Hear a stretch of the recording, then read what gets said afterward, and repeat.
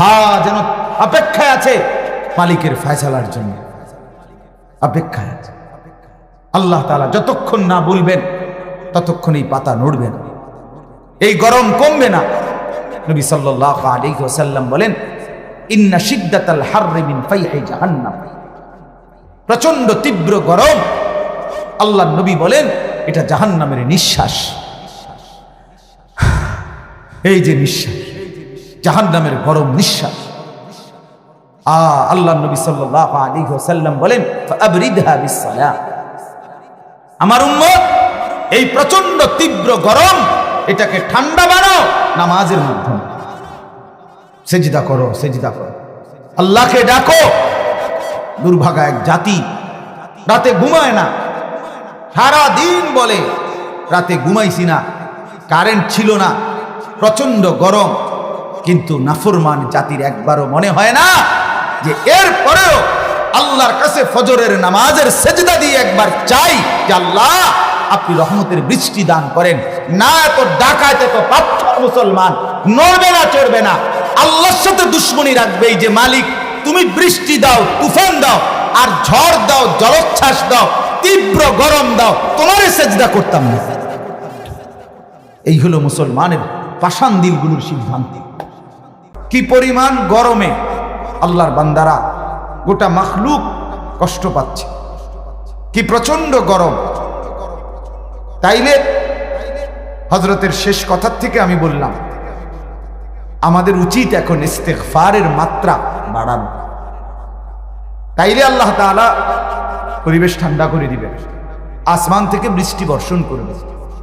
নবী সাল্লাল্লাহু আলাইহি ওয়াসাল্লাম হাদিসের মধ্যে বলেছেন যে ওয়াল্লাহি, আল্লাহর কসম, নবীজি নিজে বলেন, আস্তাগফিরুল্লাহ ফি কুল্লি ইয়াউমিন আকসারা মিন 70। আল্লাহর কসম, আমি প্রতিদিন আল্লাহ তাআলার নিকট 70 বারের চাইতেও বেশি ইস্তেগফার করে থাকি। কোথাও আছে মিআতা মাররা, 100 বার আমি আল্লাহ তাআলার কাছে প্রতিদিন ইস্তেগফার করি। অথচ তার একটা গুনাহ নাই, কোনো গুনাহ নাই। নবীজি মাসুম, সমস্ত আম্বিয়ারা মাসুম, নিষ্পাপ, কিন্তু তারপরেও নবীজি বলেন আমি আল্লাহ তাআলার নিকট 70 বারেরও বেশি, আরেক রিওয়ায়াতে 100 বার আমি প্রতিদিন আল্লাহর কাছে ইস্তেগফার করি। তাহলে আমাদের কি পরিমাণ করা উচিত? আমাদের গুনাহ আছে কিনা বলে? আমাদের গুনাহ এমনি আমরা মনে হয়নি, আসেনি মনে হয়। আমাদের বছরে 1-2টা গুনাহ হয় তো না? কথা বলেন না, কাইকে কাইকে গুনাহ, এই তো বাংলা কথা, ডাইরেক্ট তর্জমা, কাইকে কাইকে গুনাহ, সোজা কথা। তাইলে আমাদের আপনার কদমে কদমে, নিঃশ্বাসে নিঃশ্বাসে গুনাহ, গুনায় গুনায় আমাদের জিন্দেগি ভরা। কিন্তু তা মোচন করার জন্য ইস্তেগফার দিয়ে আমাদের এই ফিকির কম। এই জন্য ইস্তেগফারকে জীবনে লাজেম বানান। কোরআনুল কারীমের মধ্যে আছে, আল্লাহ তাআলা বলেন, ইস্তাগফিরু রাব্বাকুম সুম্মা তুবু ইলাইহি ইউমাত্তিউকুম মাতাআন হাসান। তোমরা আল্লাহ তাআলার নিকট ইস্তেগফার করো, তওবা করো। আল্লাহ তাআলা বলেন ইউমাত্তিউকুম মাতাআন হাসানা, আল্লাহ তাআলা দুনিয়াতেই তোমাদেরকে দেবেন তোমাদের সকল কিছুর মধ্যে সর্বোত্তম উত্তম যা কিছু দরকার সব দিবেন। মাতাআন হাসান, যত কিছু প্রয়োজন দুনিয়ার উপভোগের জন্য, দুনিয়া ভোগ করার জন্য, তার মধ্যে সব কিছুর মধ্যে উত্তম পবিত্র যা সর্বোৎকৃষ্ট, আল্লাহ বলেন ইস্তেগফারের বরকতে আল্লাহ তাআলা তোমাদেরকে তা দান করবেন। তাহলে আমাদের দুনিয়ার সুখ, দুনিয়ার সমৃদ্ধি, দুনিয়ার আরামের জন্য ইস্তেগফার দরকার, আখিরাতের মুক্তির জন্য ইস্তেগফার দরকার। কোরআনুল কারীমের মধ্যে আছে, আল্লাহ তাআলা বলেন যে বান্দা ইস্তেগফার করবে আল্লাহ তাআলার কাছে, বিনিময়ে উলাইকা জাযাউহুম মাগফিরাতুম মির রাব্বিহিম ওয়া জান্নাতুন তাজরি মিন তাহতিহাল আনহারু খালিদিনা ফিহা ওয়া নি'মা আজরুল আমিলিন। আল্লাহ তাআলা বলেন বিনিময়ে আমি আল্লাহ ইস্তিগফার করিলে আমার সেই বান্দাকে আমি মাফ করে দেব এবং অনন্তকাল ঝর্ণাধারা বেষ্টিত জান্নাতে প্রবেশ করায় দেব। তাহলে ইস্তিগফারের দ্বারা কি বুঝলেন? দুনিয়াবি আরাম, মাতাআন হাসানা, উত্তম যত উপকরণ দুনিয়ায় দরকার সেটাও মিলবে, দুনিয়ার আরাম আয়েশ। আবার আখিরাতে অনন্তকালের জান্নাত নহর বেষ্টিত। আল্লাহ তাআলা বলেন এটাও ইস্তিগফারের বরকতে মিলবে। সুম্মা তুবু ইলাল্লাহি জামিআন আইয়ুহাল মুমিনুন লাআল্লাকুম তুফলিহুন। আল্লাহ তাআলা আরেক আয়াতে বলেন, হে ঈমানদারেরা, মুমিনরা, তোমরা সবাই আল্লাহ তাআলার দিকে ফিরে আসো, তওবা করো, সকলেই ইস্তিগফার করো। আল্লাহ বলেন এতে কি হবে? ইস্তিগফারের বরকতে, তওবার বরকতে লাআল্লাকুম তুফলিহুন, তোমরা সকলেই সফল, কামিয়াব, কৃতকার্য হবে। তাহলে ইস্তিগফার আমার কামিয়াবির চাবিকাঠি, সফলতার চাবিকাঠি। ইস্তিগফার আমার অনন্তকালের জান্নাত প্রাপ্তি। ইস্তিগফার দুনিয়ার আমার আরাম আয়েশ, সুখের যত উপকরণ তা মিলবে, তা পাবার মাধ্যম ইস্তিগফার। ইস্তিগফার কোরআনুল কারীমে আরো আছে। আল্লাহ তাআলা বলেন, ওমা কানা আল্লাহু মুআযযিবাহুম ওয়া হুম ইস্তাগফিরুন। আল্লাহ তাআলা নবীকে ওয়াদা দিয়েছে, বন্ধু আপনার বান্দারা যতক্ষণ পর্যন্ত ইস্তিগফার করতে থাকবে, আমি ওয়াদা দিলাম আমি আপনার বান্দাদের উপরে চূড়ান্ত আযাব দেব না, আযাব দেব না, চূড়ান্ত আযাব দিয়ে ধ্বংস নিঃশেষ করব। তাহলে ইস্তিগফার আমার দুনিয়াবি সমস্ত আযাব গজব থেকে বাঁচার মাধ্যম ইস্তিগফার। তাহলে কত কিছুর উপকার, সুখের যত উপকরণ তাও মিলবে ইস্তিগফারের মাধ্যমে। আপদ মুসিবত আযাব গজব থেকে দুনিয়া বাঁচবে ইস্তিগফারের বরকতে। অনন্তকালের ঝর্ণাধারা বেষ্টিত জান্নাত তাও মিলবে ইস্তিগফারের বরকতে। সফলতা, কামিয়াবি, কৃতকার্য মিলবে ইস্তিগফারের বরকত। এই জন্য আল্লাহ নবী সাল্লাল্লাহু আলাইহি ওয়াসাল্লাম হাদিসে বলেছেন, যে ব্যক্তি ইস্তিগফারকে লাজিম বানায় না, সবসময় ইস্তিগফারকে নিয়মিত করে, গুনাহ মাফ চায়, আস্তাগফিরুল্লাহ পড়ে বেশি বেশি বেশি বেশি বেশি বেশি, আল্লাহ তাআলা তাকে প্রত্যেক সংকীর্ণ অবস্থায় আল্লাহ তাআলা তার জিন্দেগি প্রশস্ত করে দেন। প্রত্যেক পেরেশানি আল্লাহ তার দূর করে দেন। জাআলাল্লাহু মিন কুল্লি দাইকিন মাখরাজা ওয়া মিন কুল্লি হাম্মিন ফারজা ওয়া রাযাকাহু মিন হাইসু লা ইয়াহতাসিব। এবং নবীজি বলেন আল্লাহ তাআলা তাকে কল্পনাতীত, সে ভাবেও নাই এমন জায়গা থেকে আল্লাহ তাআলা তাকে রিজিক দান করেন। মান লাজিমাল ইস্তিগফার, যে ইস্তিগফারকে লাজিম বানায়। এজন্য আমার বাপ বহু ফায়দা, বহুত উপকার, বহুত উপকার, বহুত উপকার। জীবনে ইস্তিগফারকে নিজের সঙ্গী বানানো। আস্তাগফিরুল্লাহ, আস্তাগফিরুল্লাহ বলেন, আস্তাগফিরুল্লাহ, আস্তাগফিরুল্লাহ, আস্তাগফিরুল্লাহ। এই মনে জানে এইটাও কইতারে না অনেকের, এমন শক্ত ফাত্তর তে বেড়া এটাও কয়। বলেন না কেন মিয়া?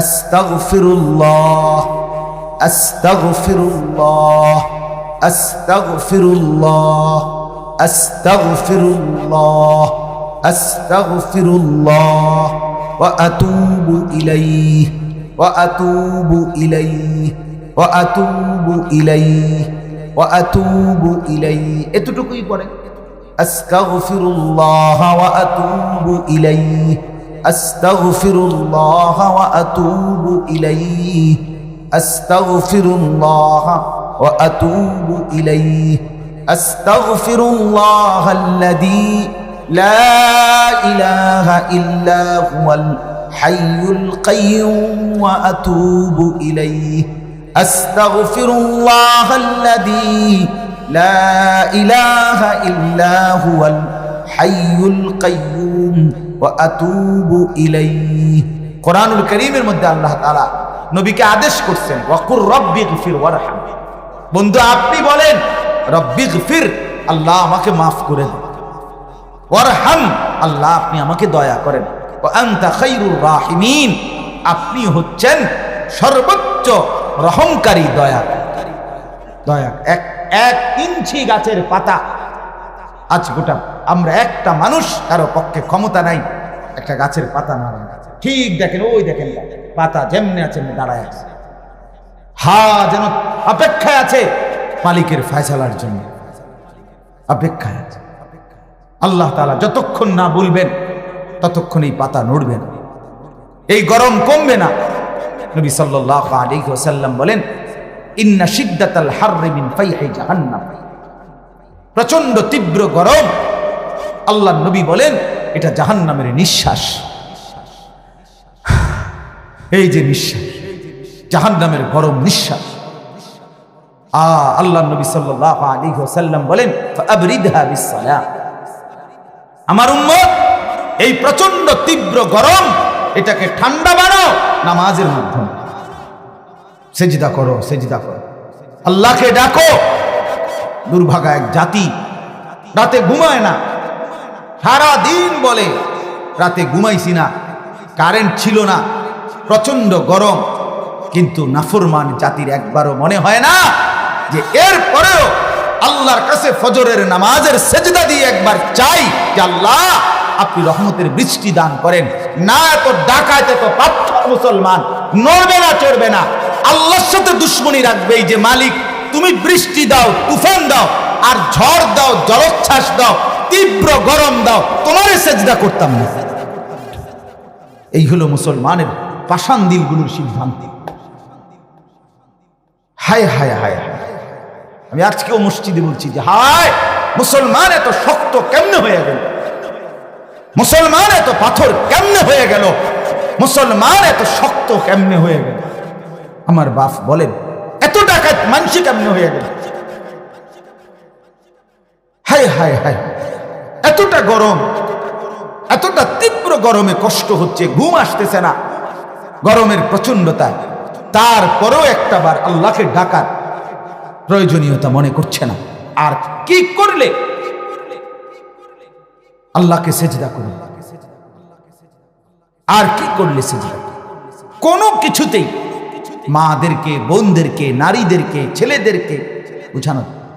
ঘাম প্রয়োজনে ঝরছে, কিন্তু মোবাইলে উলঙ্গ ছবি দেখতেছে, মোবাইল টিপতেছে। হায় হায় হায়,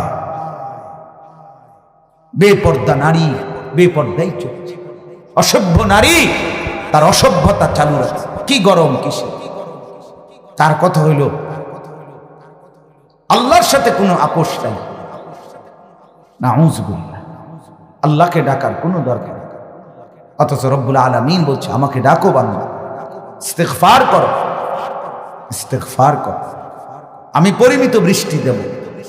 ইস্তিগফার করো, আমি আযাব দেব না, কষ্ট দেব না।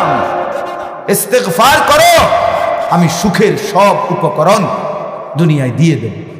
ইস্তিগফার করো, অনন্তকালের জান্নাতটাও দিয়ে দেব। ইস্তিগফার করো, আমি আল্লাহ তাআলা কামিয়াবি দেব, কামিয়াবি দেব, সফলতা দেব। এজন্য বাপ, এই আমরা যারা বসছেন, যে কয়জন শুনছেন, যে যুবক ভাই, মুরব্বী, পর্দার আড়ালের যেই মারা বোনেরা, আল্লাহর ওয়াস্তে আল্লাহকে ডাকার মাত্রা আরেকটু বাড়ান, আল্লাহকে সেজদা করেন, দিলকে এত শক্ত বানায়েন না। মুসলমান এত পাষাণ হওয়ার কথা ছিল না বাপ, এত শক্ত হওয়ার কথা ছিল না। মুসলমানের মা বোন, মুসলমানের নারী এতটা পাষাণ হওয়ার, নারীর দিল তো এমনিতেই নরম থাকার কথা। নারীর মা আর বোন, তাদের তো চোখ দিয়ে এমনি পানি আসার কথা। মুসলমানের মা মেয়েরা তো দিল নরম থাকার কথা ছিল, কিন্তু আফসোসের ব্যাপার হলো কি গরম, কি শীত, কি রোদ, কি বৃষ্টি, বেহায়া নারীর বেপরদিগিয়ার বেহায়াপনার অসভ্যতা মোটেই কমছে না, মোটেই কমছে না। গ্রামকে গ্রাম, দেশকে দেশ, এলাকাকে এলাকা মহিলাদের বেপরদিগিয়াত অসভ্যতা নাফরমানি দেখলে মনে হয় যেন মহিলারা এটা সিদ্ধান্ত নিছে আর বেশি দিন বাঁচতাম না, শেষ জেদ্দুর ফারি দেখাইয়া যায় মানুষের বেহায়া হয়।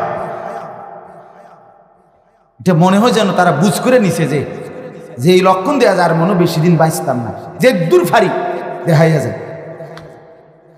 ছি ছি ছি ছি ছি, আল্লাহ আপনি মাফ করে দেন।